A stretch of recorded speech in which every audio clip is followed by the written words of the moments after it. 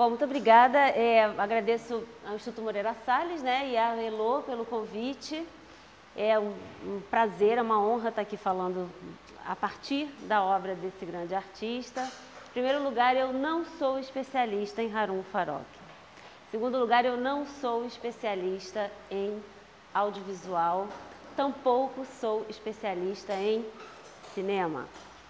Não vou falar das relações e das inspirações, dos fundamentos da obra do Farokh com relação, não estou me repetindo, né? Mas das influências de Harun Farokh, né, com respeito ao Nouvelle Vague, ao cine realista italiano, ou mesmo a relação dele com o cinema novo. Não vou falar. Não vou falar como Godard influencia a obra desse artista nos seus primórdios, que é exatamente o que a gente está vendo aqui, né? Sobretudo nessa obra Fogo Inextinguível, né? Talvez eu fale, e posso começar falando sobre a relação de Farokh com Bertolt Brecht. A minha pesquisa é sobretudo com respeito à performance e arte contemporânea. Por que eu fiz essa pausa? Eu vou falar minha pesquisa sobre arte contemporânea, mas a arte contemporânea é um mundo tão diverso, não é?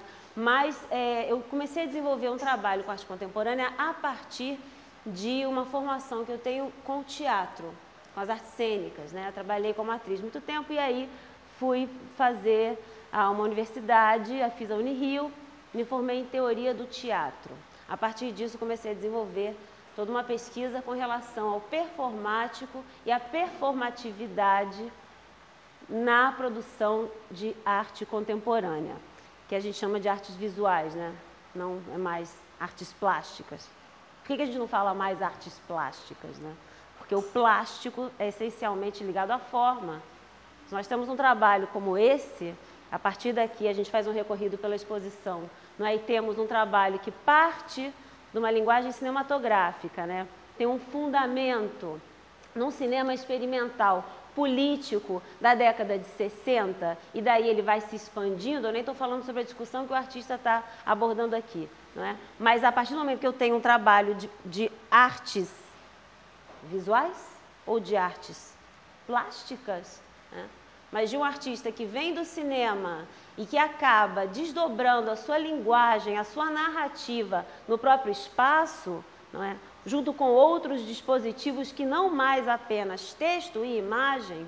Eu estou falando só do Farokh, mas poderia falar de muitos outros, mas estamos aqui nessa exposição. Então, falar de artes plásticas é algo absolutamente redutor, né? Não estou mais falando da plástica do Harun Farokh.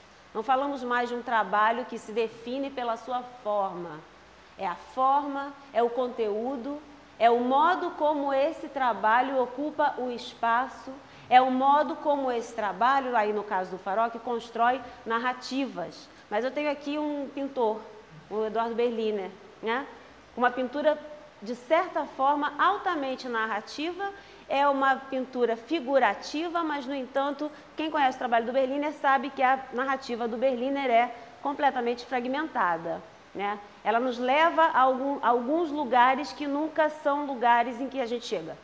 A gente nunca chega a lugar nenhum na pintura do Berliner. Chegamos a muitos lugares, mas são lugares sempre interrompidos, né? E aí falamos da obra do Farokh, né?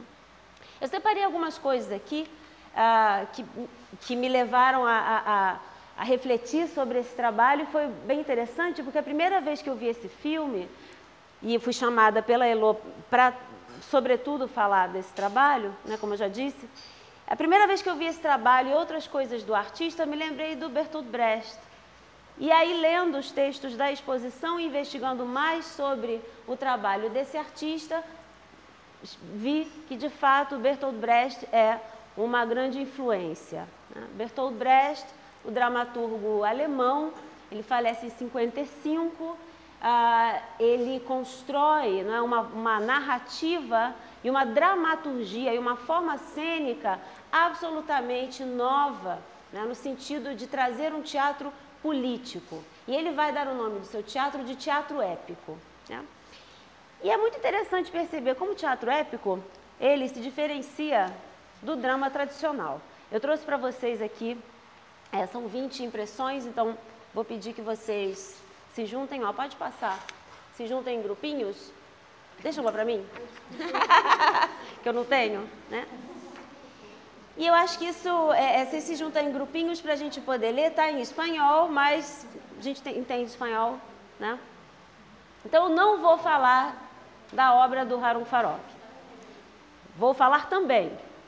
Não vou falar das suas influências cinematográficas. Não vou falar, como eu já disse, da Nouvelle Vague. Tampouco vou falar de Godard e de outros cineastas que vocês podem investigar e conhecer melhor a obra, se é que já não conhecem. Imagino que muitos daqui dominam muito mais o assunto do que eu, né? Dziga Vertov, por exemplo, é uma grande influência do Farokh, acho que isso também está nos textos presentes aqui, né, da investigação, nos filmes. Contra a música, uma das obras faz um paralelo. Exatamente, do Vertov. Imagens contemporâneas da cidade e o homem com uma câmera do Dziga Vertov. Claro, e aí é interessante porque essas referências iniciais, né, elas trazem os primórdios do documentário. E acho que uma das coisas mais interessante do trabalho do Farokh é ver como, são muitas coisas interessantes, mas uma delas é justamente esse trânsito entre o tipo de narrativa, né? A narrativa de ficção, a narrativa documental. Ele narrativas, né? Esse filme que está aqui atrás, que é uma instalação, é uma peça de 2 canais, né?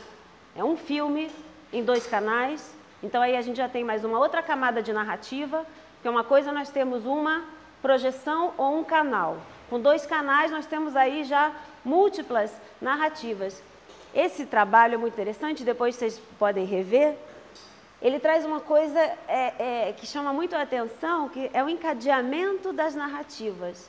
Ele vai partir de um ponto para o outro e dos assuntos, das narrativas, dos temas e dos assuntos. Então ele encadeia imagem, encadeia texto, encadeia tema, encadeia assuntos. E uma coisa vai levando a outra e quando a gente vê, ele começa falando, não sei lá, o tempo todo ele está falando de edição nesse trabalho, né? A edição. A edição das imagens que cria uma narrativa, cria narrativas e essas edições de imagens também criam edições de texto, né? Nós podemos criar realidades a partir de narrativas inventadas, né? Nós criamos uma realidade. E aí, eu acho muito bonita a forma como está montada essa exposição, porque os últimos trabalhos, né, com animação digital é exatamente isso, né? São as realidades criadas, são as realidades fictícias, mas elas já são quase simulacros do real, né? São hiperreais, lá no final. E aqui a gente tem esse começo, né? Ele vai falando de edição, como a edição vai transformando a própria noção de realidade, vai transformando, né, modos de narrar o real, e isso acontece o tempo todo, né? Informação é poder. Informação é a criação de uma realidade, né? A informação, e a gente já está falando do mundo como ele é, né? A informação, ela nos leva a acreditar numa determinada situação. Quem detém a informação é quem detém o poder, né? A gente pode falar da Hannah Arendt, que ela tem um texto muito interessante, de 67, esse trabalho é de 68, se chama Verdade e Política. E justamente em Verdade e Política, a Hannah Arendt, ela analisa como que as narrativas da verdade, o que é verdade na mídia, o que é verdade na política, o que é dito, o que é verdade, é definido por quem tem poder. É o poder que vai dizer o que é verdade ou não. Quem detém a informação. Isso é uma questão que está muito presente no trabalho do Farokh o tempo todo, né? Ele também está o tempo todo jogando com informação e verdade. Verdade sobre verdade. O que é a verdade, né? Vamos falar aqui do Brecht e aí a gente volta para cá, para verdade ou não sobre o Napalm, né? Então, eu trago esse esqueminha para vocês. Eu achei ele em espanhol, enfim, achei que não tinha problema trazer dessa forma, né? E ele é um esqueminha que faz uma comparação entre o teatro épico de Bertolt Brecht e o teatro dramático, por assim dizer, tradicional. Vocês não têm aqui, só para não ficar chato. Então, o que a gente tem? Tem a forma dramática do teatro de um lado e a forma épica do teatro no outro. E aí, eu vou ler isso aqui. Para quem já viu esse filme, vai ficar claro. Se não, vocês vejam novamente, enfim. Sei lá, de repente a gente pode fazer mais cópias aqui depois. Mas olha que interessante. Na forma dramática do teatro, se atua. Existe uma atuação, tá? Atuação. Na forma épica do teatro, se narra. Existe uma narrativa. Na forma dramática, o espectador está envolto, né? Está envolvido na ação da cena. Na forma do teatro épico, o espectador é um observador. Isso é fundamental no trabalho do Harun Farokh, né? Nós somos colocados num ponto de vista de observador. Por quê? Por que Brecht traz essa questão e por que essa questão é tão importante no trabalho do Harun Farokh? Porque eu, sendo um espectador distanciado, um observador, né, eu não me envolvo com aquele drama, eu não fico imbuído naquela ficção. Eu estou de fora. Estando de fora, eu consigo analisar criticamente uma situação. É exatamente o que acontece nesse filme, né? E o modo como os atores falam também é muito interessante, é duro, parece que eles estão lendo um texto assim todo o tempo, e isso é uma estratégia de distanciamento do espectador com relação à obra, né? Eu me distancio, eu saio, e isso, por exemplo, tem na Mãe Coragem, peça do Bertolt Brecht, tem uma passagem que ela é muito ilustrativa dessa ideia do espectador distanciado na obra, porque esse distanciamento te dá um ponto de vista crítico, né? Existe um momento em que a Mãe Coragem, não sei se todo mundo conhece essa peça, Mãe Coragem era uma mãe que tinha 3 filhos e ela vive da guerra. Durante a guerra, ela vendia coisas para os soldados, independente de quais soldados, ela vendia coisas, ela catava armas, restos, comida roubada, enfim, e vendia para as tropas que estavam por aí. Só que pouco a pouco ela começa a perder os filhos, porque ela não consegue deixar de se envolver na guerra. Ela ganha dinheiro com a guerra e ela bota os seus 3 filhos para trabalharem com ela. E eles têm uma carroça e vão então atravessando zonas de guerra com essa carroça e aí seus filhos vão morrendo. E numa dessas situações, ela já tinha perdido um filho, ela ganha um dinheiro, algum soldado compra X coisa dela, ela pega essa moeda e morde a moeda. E já tendo um filho morto, né? Então, ela morde a moeda, ela mostra essa moeda. Então, isso é algo completamente estranho, né? Você é uma mãe, perdeu seu filho e na hora que ganha o dinheiro, ela morde a moeda no sentido de, isso é um dinheiro de verdade, né? Eu quero esse dinheiro. E esquece que o filho morreu. Então, esse dispositivo, né?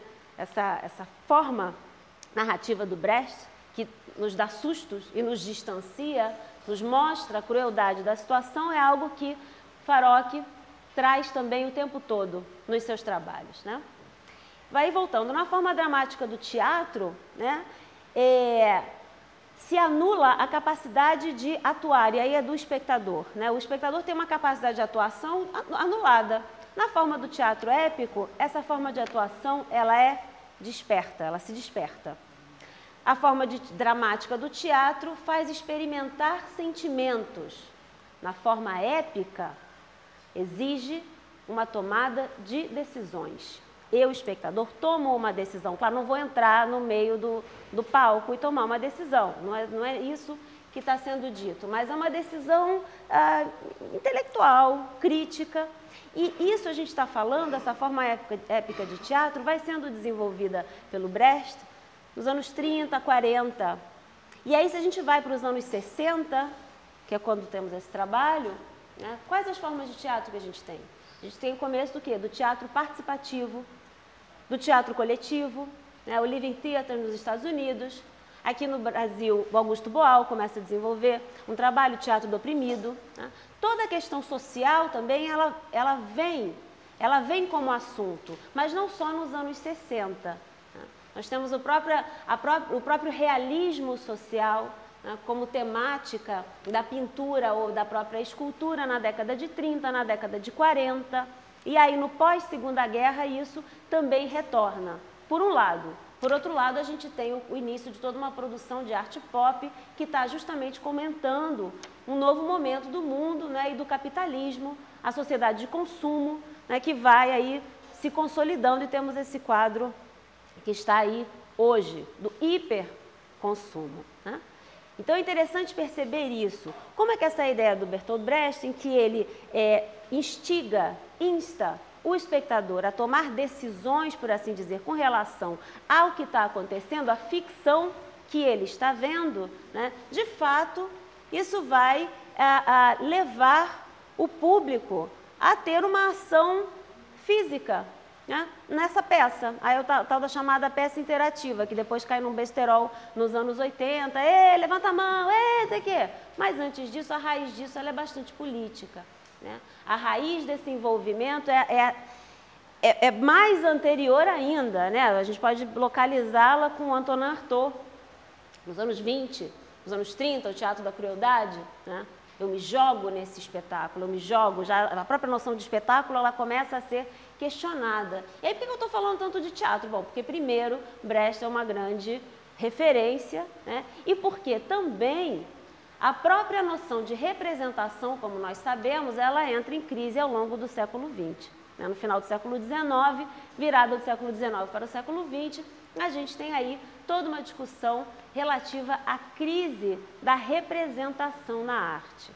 Podemos dizer que um dos grandes projetos, ou o grande projeto da arte moderna, é a aproximação da arte, da representação com a vida. Chegando ao ponto que temos hoje, enfim, que a gente tem que se perguntar, qual é a pergunta para discutir arte hoje, né? É por que é arte? Né? Temos no início da arte moderna, nos inícios do modernismo, né? O início da arte moderna seria uma coisa um pouco arrogante ou até equivocada, né? Porque a gente localiza lá no Renascimento, mas não se trata disso, né? Mas no início do modernismo, a grande pergunta era: o que é arte? O que é arte? Por que que eu tenho que pintar esta paisagem tal e qual, se eu não vejo essa paisagem dessa maneira mais? Eu entendo essa paisagem de outra forma. Eu vou desenhar ela de outra forma. Essa árvore, eu vou desenhar essa árvore quadrada. Esse corpo vai ser, sei lá, furado. Eu vejo assim. Então, o que é arte? No segundo momento do pós-guerra, aqui, né, a pergunta já começa a ser: por que é arte? Por que é arte? Por que é arte? Por que de repente alguém pega sei lá, o quê? Tantas coisas. Uma caixa de sabão em pó, uma performance, né, uma narrativa totalmente fora dentro dos padrões do que se dizia ser cinema. Por que isso é cinema? Né? Isso já é um cinema além, né? Mas por que é arte? E hoje a pergunta muitas vezes é: quando é arte? Porque eu posso entrar numa sala, tirar a minha blusa e fazer uma performance. Eu posso entrar numa sala, tirar a minha blusa e falar: gente, que calor, fui embora. Não é arte, né? E aí a gente tem toda uma discussão de intencionalidade, né? Mas temos uma discussão também de quê? De aproximação da arte com a vida. Essa aproximação se dá de tal forma que muitas vezes nós não temos mais parâmetro, né? Não sabemos mais o que é arte e o que não é. E aí é interessante aqui nessa exposição, essa trajetória, né? Tem aquela instalação que é super grande. Como? Jogos sérios. Jogos sérios, né? E justamente, temos imagens ali que são imagens documentais, né? Existem várias formas narrativas, porque uma vez que nós temos a instalação no espaço, o espaço envolve também o corpo do espectador, estamos dentro daquele ambiente, é um ambiente imersivo, mas cada uma daquelas telas vai nos contar uma história, mas são histórias que se interligam. Agora, dependendo da forma como eu vejo, se eu começo a assistir o vídeo 1 e você começa a assistir o que eu vou chamar de vídeo 3, o modo como vai se dar essa leitura dessa obra vai ser diferente. Você vai captar coisas primeiro do que eu e vice-versa. Tem coisas que eu não vou nem tomar conhecimento. outras coisas que você vai, né? Isso é uma questão também. O cinema, no espaço da arte, ele envolve o corpo, ele envolve a presença, não é? A nossa presença, a nossa fisicalidade é diferente, né? Você não tem aquela relação passiva que normalmente existe no cinema. Você senta lá, fica sentadão, 2 horas, acabou, comi minha pipoca, vou embora para casa, como uma pizza, sei lá, né? Não tem isso. Você é ativo, você é um espectador ativo, né? A ideia de passividade, ela também é diminuída, né? Aí, por exemplo, umas coisas que ele vai falar aqui. Ó, na forma dramática de teatro existe a sugestão. Na forma épica de teatro nós temos o argumento. Isso é tão Harun Farokh, né? Nós temos o argumento, é a argumentação. Ele não está interessado nesse devaneio, né? Talvez o trompe-l'œil, né? A ilusão, essa ilusão. Não há ilusão, há o fato. E aí tem uma conversa dele com o Wilhelm Flusser aqui, na salinha lá, fantástica, eles analisando um jornal sensacionalista berlinense, que existe até hoje, que é o Extra, enfim, Notícias Populares, o Povo, esses outros que tinham aqui, né? E é muito interessante ali, né? É o argumento, né? Ao mesmo tempo, aquele tipo de jornal, ele também nos leva a uma sugestão, né? Ele nos sugere algo, ele conduz, né? Totalmente, né? Ele conduz, ele é tendencioso. Né? Aqui ele tenta justamente, Farokh tenta desconstruir o que pode ser tendencioso. E para isso, então, é o argumento. Ele joga um argumento, mas nós, espectadores, também podemos argumentar em cima. É para nos fazer pensar, não é para nos fazer simplesmente acreditar. Questione, né?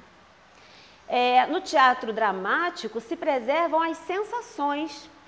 Na forma épica de teatro se instiga, né, a que as sensações do espectador se transformem em realizações. Mãos à obra. Mãos à obra. É óbvio que a base de Farokh, obviamente a fase de Bertolt Brecht e de tantos realizadores, né, no cinema e também na arte política, na década de 60 e anteriormente, a primeira metade do século XX, é óbvio que o discurso marxista, a teoria marxista e o materialismo histórico está absolutamente relacionado a todo o pensamento de uma arte política. Né? Todo o pensamento, essa arte como algo que pode transformar. E aí tem um dado muito interessante, que não é exatamente, está presente aqui tão claro, mas acho que nos ajuda também, é um dado interessante. Na Rússia stalinista, né, pós-revolucionária, havia uma série de artistas de vanguarda, as vanguardas russas, né, as vanguardas construtivas, uma série de artistas de vanguarda e que trabalhavam com questões abstratas, né, de abstração. Eles estiveram intimamente ligados com a constituição desse governo, enfim, desse novo poder revolucionário, num primeiro momento, né? E aí até, enfim, se formaram diversos grupos e coletividades artísticas de vanguarda, construtivistas, ou seja, com obras eminentemente abstratas, né? E uma série de frentes foram formadas por artistas, entre elas, enfim, o Proletkult, né? O Proletkult foi uma grande organização de diversos coletivos artísticos, mas artistas gráficos, artistas, enfim, também de escultura e de construção também, faziam objetos e imagens e fotografias e etc., mas sobretudo também artistas gráficos que ajudavam na propaganda do governo. Só que pouco a pouco esses artistas tomaram uma importância tão grande nas bases do governo comunista, do novo regime, que eles começaram a ser perseguidos. E uma das coisas que levou esses artistas a serem perseguidos, né, e essa grande organização chamada Proletkult ser, depois de um certo tempo, caçada, foi o fato de que muitos desses artistas faziam arte abstrata. Portanto, eram trabalhos artísticos que se afastavam das questões do povo. Então, os mesmos artistas que deram força e base para a instauração do regime revolucionário comunista foram, pouco a pouco, também sendo caçados. Então, essa ideia do abstrato se relacionava a uma ideia também burguesa, de uma arte burguesa, que no começo não era assim, né? O construtivismo está ligado a uma ideia de progresso, bastante moderna, uma ideia de futuro. Né? Mas uma vez que essa arte começou a se tornar abstrata e ter vazão, né? Lenin foi o primeiro a dizer, não, peraí, isso aí está muito burguês. Nós temos que fazer o quê? Temos que mostrar o povo no trabalho, no campo, e aí nós temos toda essa produção de uma arte do realismo socialista. Não confundir o real socialismo com o realismo socialista. Tá? O realismo socialista são essas obras que nós temos até hoje, enfim, na antiga Rússia, na antiga União Soviética, no leste europeu, né, aquelas grandes figuras, e que também no Brasil estão presentes com alguns artistas que vieram da Europa para cá, nos anos 40, né? Não sei, Bruno Jorge, como é o nome daquele tão conhecido, do Empurra Empurra? Não, do Empurra Empurra lá em São Paulo, gente, é absurdo falando isso. Brecheret. Brecheret, ele é posterior, mas essa escola não é dessa figura não é um corpo íntegro, né?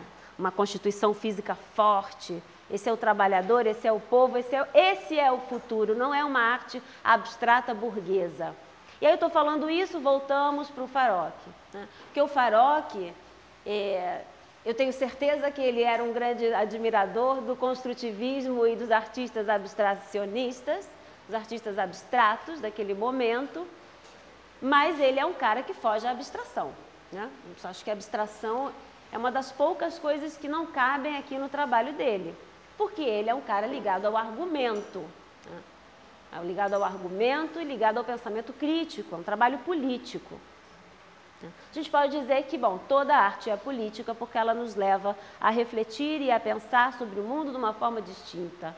Né? Malevich, quando faz o seu vermelho, seu quadrado vermelho, o seu suprematismo branco, para quem não conhece, enfim.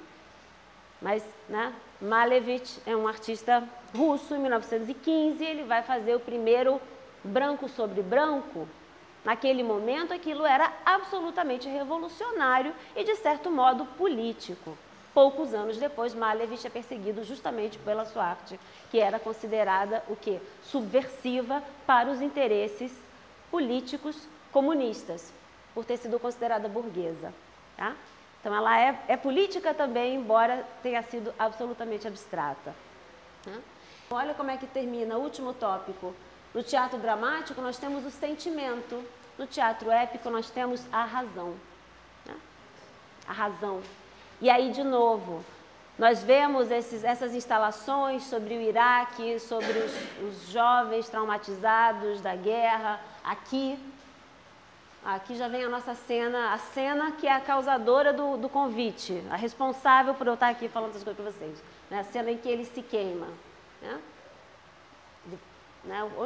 Como podemos lhes mostrar o que o napalm causa? Como nós podemos lhes mostrar as lesões causadas pelo napalm? Se lhes mostrarmos imagens das queimaduras de napalm, vocês fecharão seus olhos. Primeiro fecharão seus olhos às imagens.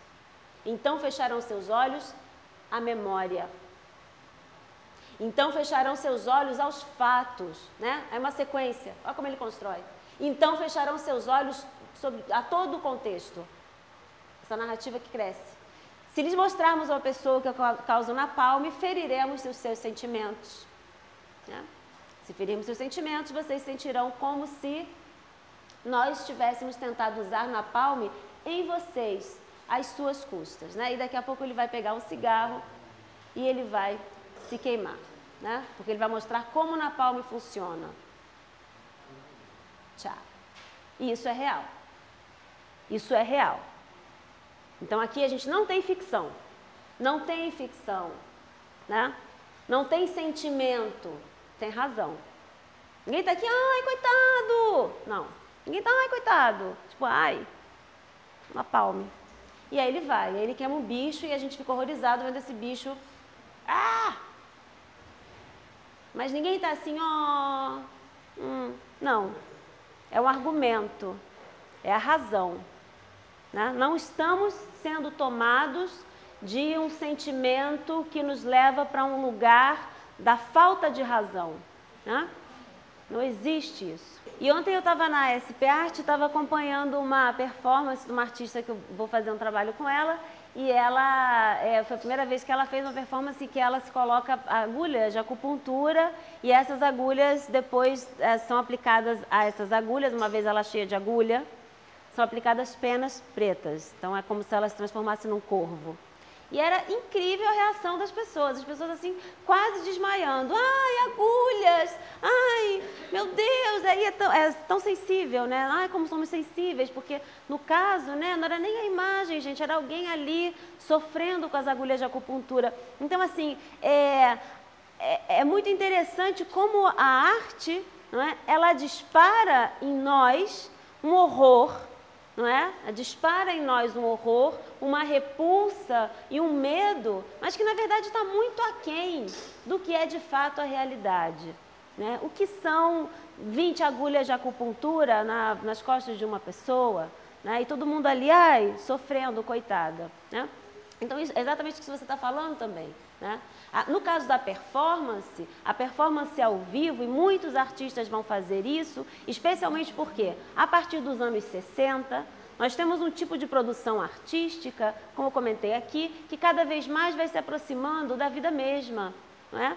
E a produção de performance, para muitos artistas, era fundamental poder passar a dor que ele sente para o outro, né? Em gestos que, para nós, são absolutamente violentos.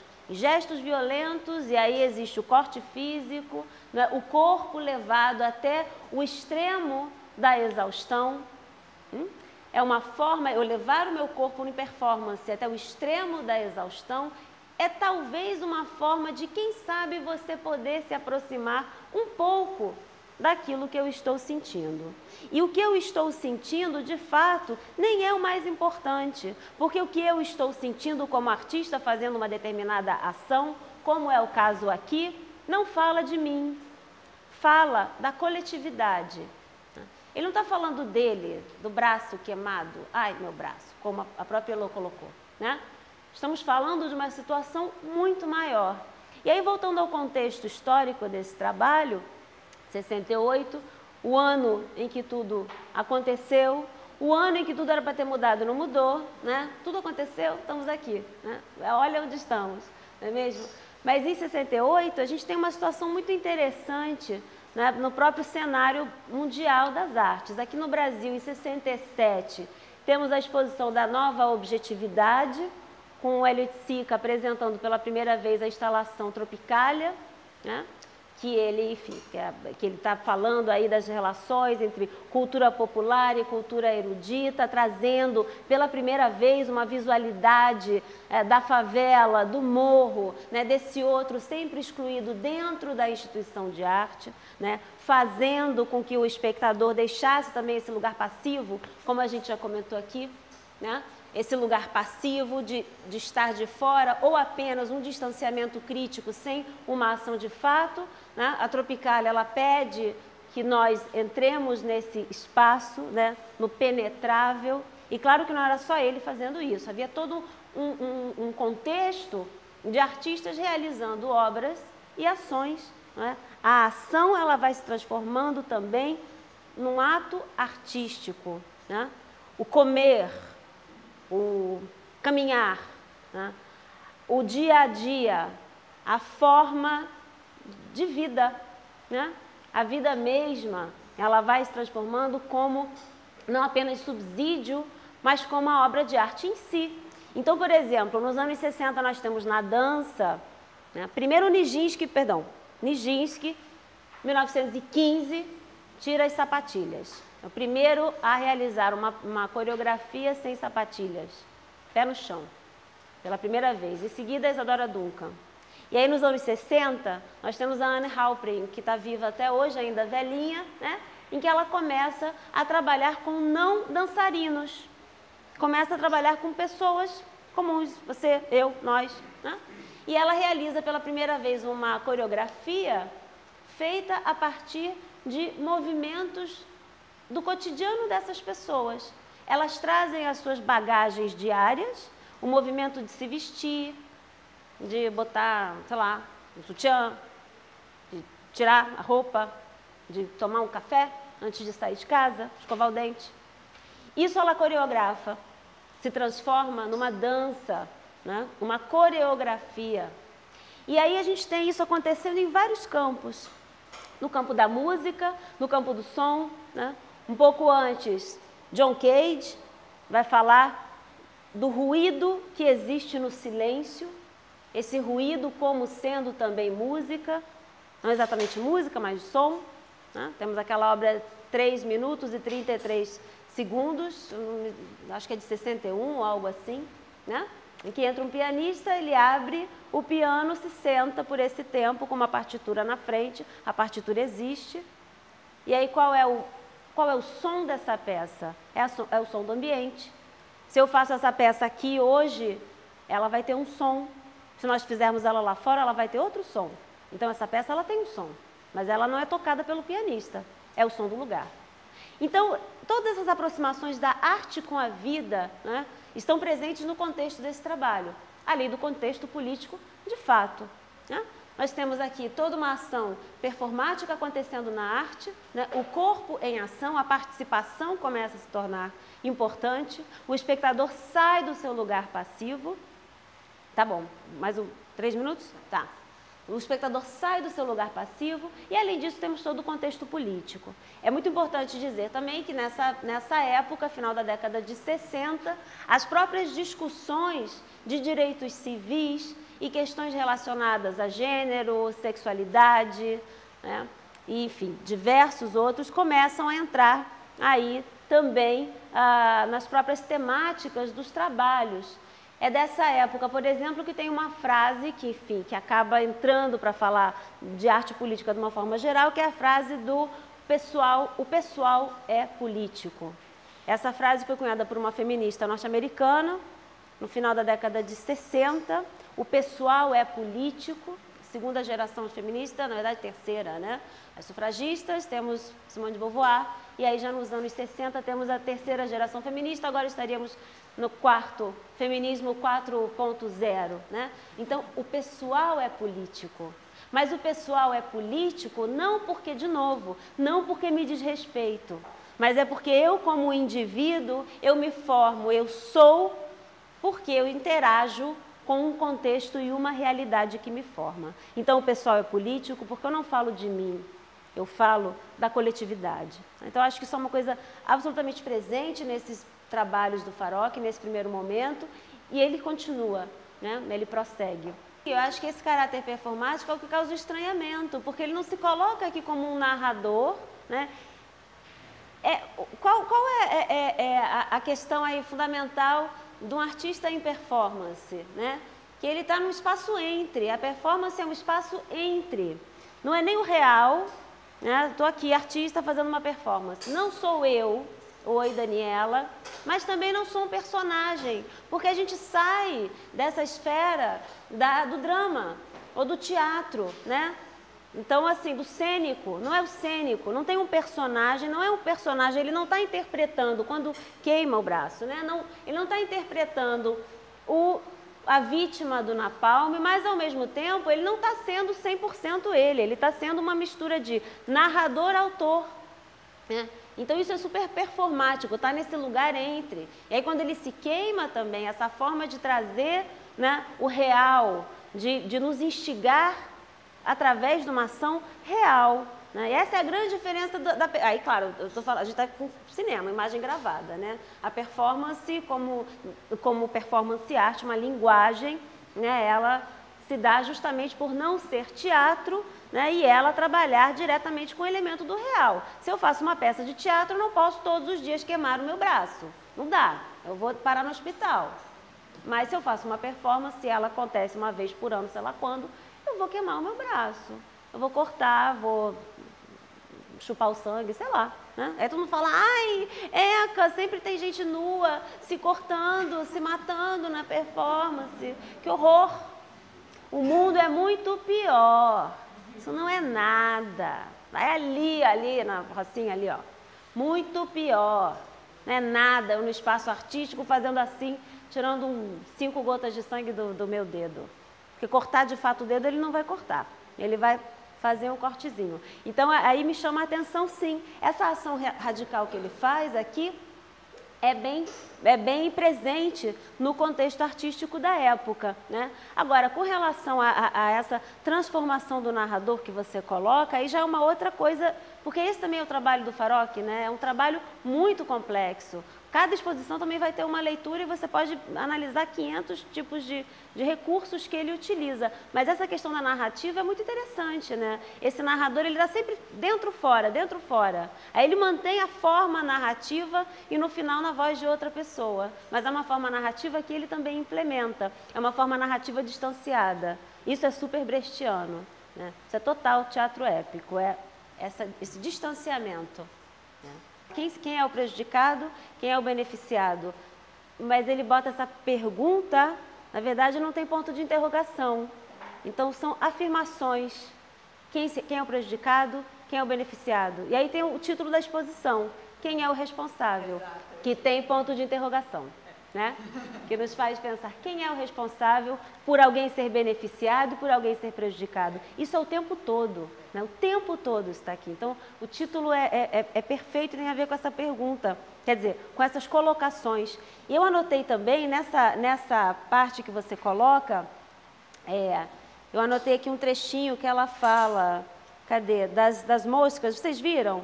Tem um momento em que todas as moscas morrem, eles estão fazendo um teste com o herbicida.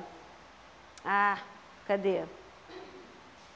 Você sabe que nem... Então, em 14 minutos e 5, né, acontece esse diálogo. Uma chega para a outra e fala, contei cuidadosamente e todos os animais de teste foram mortos. Satisfeita com o resultado? Aí essa que estava em crise responde, você sabe que nem sempre os resultados dos experimentos se repetem na prática, né? Satisfeita? Morreu todo mundo, você está satisfeita? Bom, na experiência morreu, mas na prática será que vai morrer, né? Então, assim, que lugar é esse? Né? Que experimento é esse? Qual o resultado que você quer? Você, como química, você tá trabalhando para a indústria química, no caso, para uma arma letal, né? Que vai matar 500 mil pessoas, né? Então, esse é o seu resultado, né? Você espera? Como é que essa indústria química, ele faz o tempo todo também uma analogia, uma relação bastante cínica. Acho que cinismo também é uma palavra que se aplica, né? Não só esse trabalho, mas esse distanciamento, ele implica um cinismo. Porque muitas vezes ele sabe quem é o responsável, ele toma partido, mas ele não deixa isso claro, né? Ele coloca de uma forma que você vai entendendo o ponto de vista e tal. Existe a dúvida, mas muitas vezes para o próprio artista, ele sabe quem é o responsável, ele escolhe um lado, né? E aqui tem uma passagem também que é foda, né? Que ele fala, que um dos personagens falam, né? Os inseticidas matam pragas e protegem as colheitas da Europa e dos Estados Unidos. Matam pragas. Os inseticidas matam pragas. O napalm é feito a partir de inseticidas. Essa indústria que faz o napalm é a mesma que faz inseticidas e que faz o quê? Que faz também produtos químicos para limpeza. Então, o tempo todo ele está fazendo uma referência também à limpeza étnica, né? Aquele monte de moscas que vão morrendo, os grilos que estão ali. E aí eles falam e contaminam, alguma coisa ele coloca, e contaminam os campos no terceiro mundo. Terceiro mundo também é algo que não se fala mais, mas a gente continua, né? Terceiro mundo, subdesenvolvido, não sei o quê. Agora era um país em desenvolvimento, né? Mas eu já não sei mais como é que nos referimos ao terceiro mundo hoje em dia. É horrível o terceiro mundo, péssimo. Mas ele fala terceiro mundo porque era, enfim, o modo, né, de se referir ali.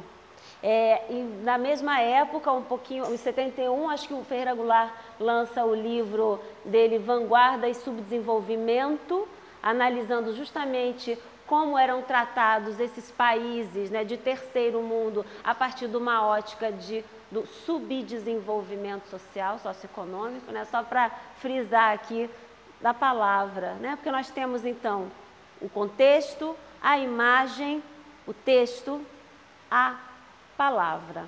Né? São vários elementos aqui, não é uma obra que você vai analisar com apenas uma leitura. Né? Todos os elementos importam, todos os elementos são responsáveis por sustentarem essa obra. Né? Nada é impune, todos são, como é que começa o texto? Ninguém é inocente, não existe inocência em nenhum desses elementos que estão aqui. Né? Acho que são mais importantes para a gente. Isso é o mais importante? Não, tudo é importante, mas é uma coisa bem importante. Nada é por acaso. Até porque ele trabalha com edição e ele fala da edição aqui. Né? Tudo é escolhido. Aqui a gente tem também mais um artista, um videoartista. Né? Temos aqui o Maurício, que justamente também vai pensar a instalação e o espaço dessa instalação. Tudo compõe a narrativa. Né? Enfim. Primeiras palavras sobre política e arte. Aí tem um dicionário de política de um autor italiano, Giovanni Sartori, de 79, que ele vai falar: política é um fazer humano que mais do que nenhum outro concerne nos diz respeito a todos nós. Política é um fazer humano que diz respeito a todos nós. É um fazer humano que precede uma fala, um speech. Tá? Então, a política é um fazer humano que diz respeito a todos nós e que diz respeito à fala. Né? Então, uma ação política e um behavior, né, um comportamento, eles são precedidos e são envoltos por manifestações orais a respeito da cidade. Então, a política é um modo do fazer humano que diz respeito a uma fala, e é uma fala que, por sua vez, diz respeito à cidade, à polis, e tudo que diz respeito a esse contexto da polis. Né? Para a ciência política, um dos pontos de partida é justamente o falar sobre política. Para a ciência política, o falar sobre política é um starting point. Né? E aí nós temos a relação com a arte. Né? E daqui desse ponto eu pulei para uma noção que é bem conhecida do Deleuze, que é a ideia de criar como resistência. Criar é resistir. Então, todo ato criativo é um ato de resistência. Por sua vez, todo ato criativo pode ser entendido como um ato político. Né? E ele pode ser também entendido como um contra-speech, uma contra-fala. Né? E aí o Deleuze vai falar o seguinte: o criador é alguém, o criador não é um ser, um indivíduo que trabalha por prazer. Então, o artista não trabalha por prazer.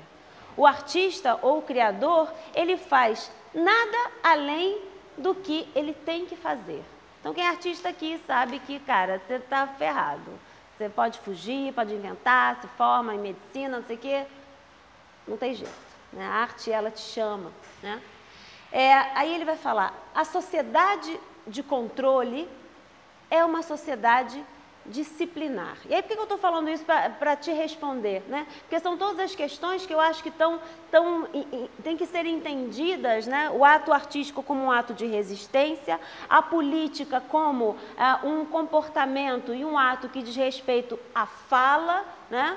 E aí eu vou criar é resistir, a ação criativa artística não necessariamente tem a ver com a fala, mas eu acredito que um trabalho artístico, ele sobretudo, um trabalho artístico, perdão, eminentemente político, ele sobretudo se constrói e se firma no speech, na forma de comunicar.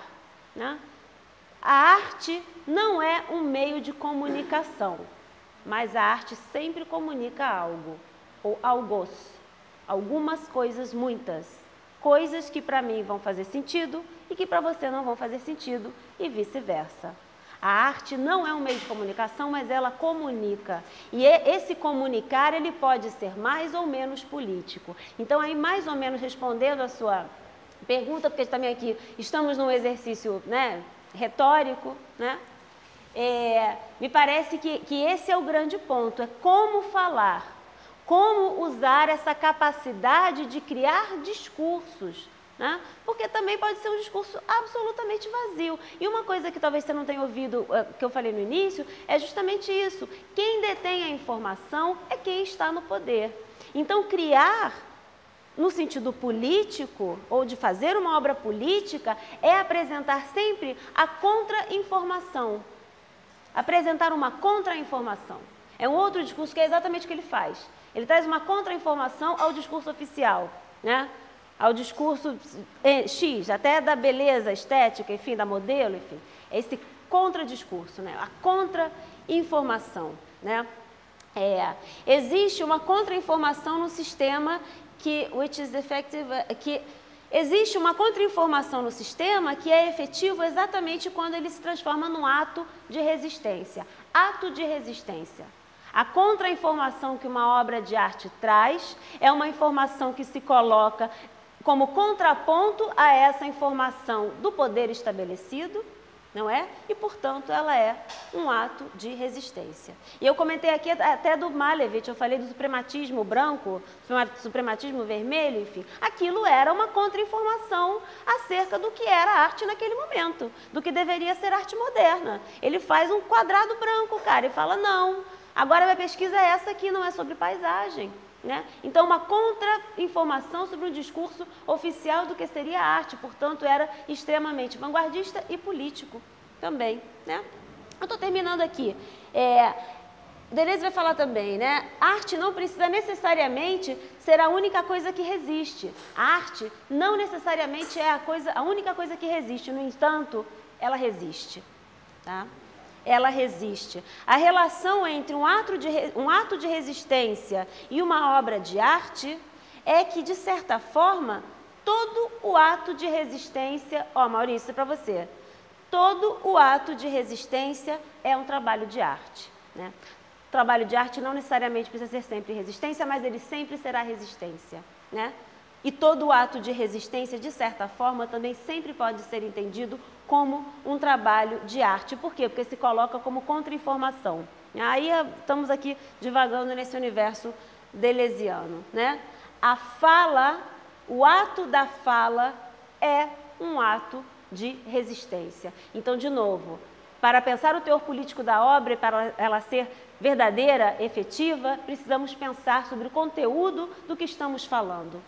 E aí, encerrando aqui, uma coisa muito bonita dessas falas do Deleuze, que elas estão num filme de 87, acerca do trabalho da Danielle Hullet e do seu companheiro, que eu esqueci o nome, eu sempre esqueço o nome, desculpa, não foi hoje. Como?